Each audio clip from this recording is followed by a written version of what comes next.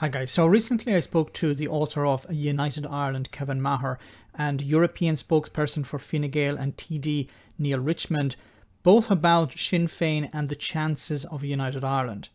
While both men viewed it slightly different, they agreed that it's not a matter of if, but a matter of when.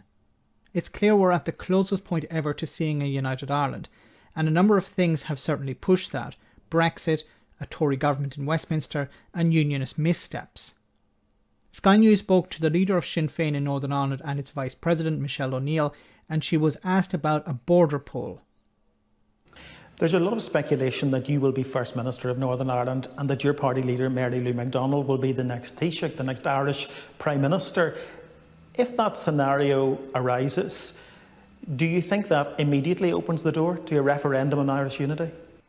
Well, I certainly think that we're closer than we ever have been previously, and I think now is the time to plan, and that's why we're saying to the Irish Government, now is the time for them to make the preparation.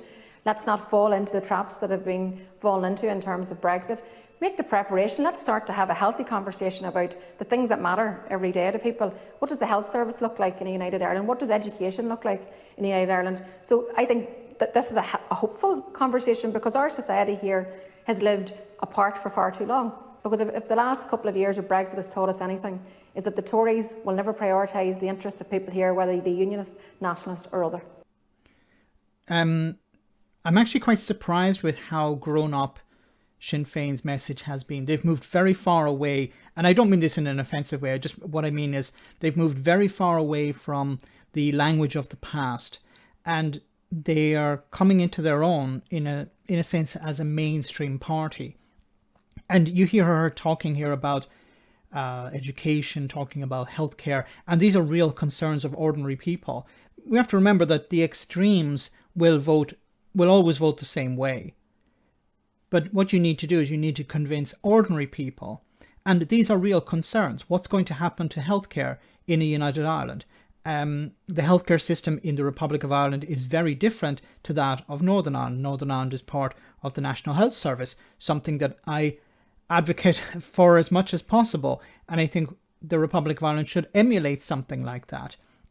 So I would hope that in a United Ireland the NHS would be a system or a service that would be copied in a United Ireland.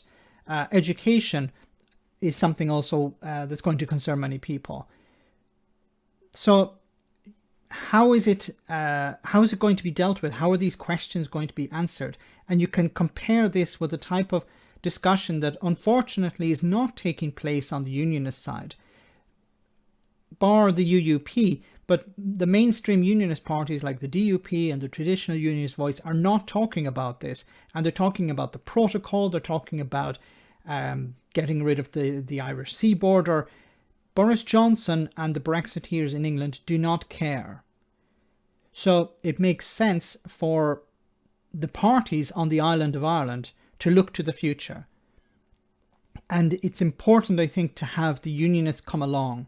Some unionists are pragmatic and understand, look, we've had our time is over.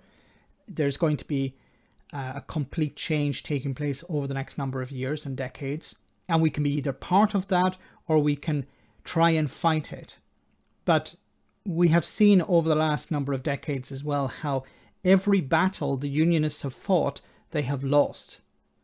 They lost the battle over the RUC, they lost the battle over the Anglo-Irish Agreement, they lost battles over flags, over language, everything that they have fought for, they have lost.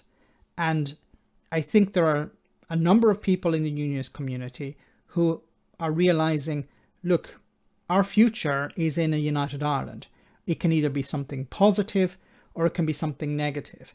And I think for most people, ordinary working class people, middle class people, they care about bread and butter issues. They care about education and they care about healthcare. And I think it's important for Sinn Féin to continue to focus on those messages. Not so much about the extreme politics, but focus on the bread and butter issues. And I think this is the right approach. Let me know in the comment section, guys, what you think about all of this. As always, your comments are greatly appreciated. Thanks a lot.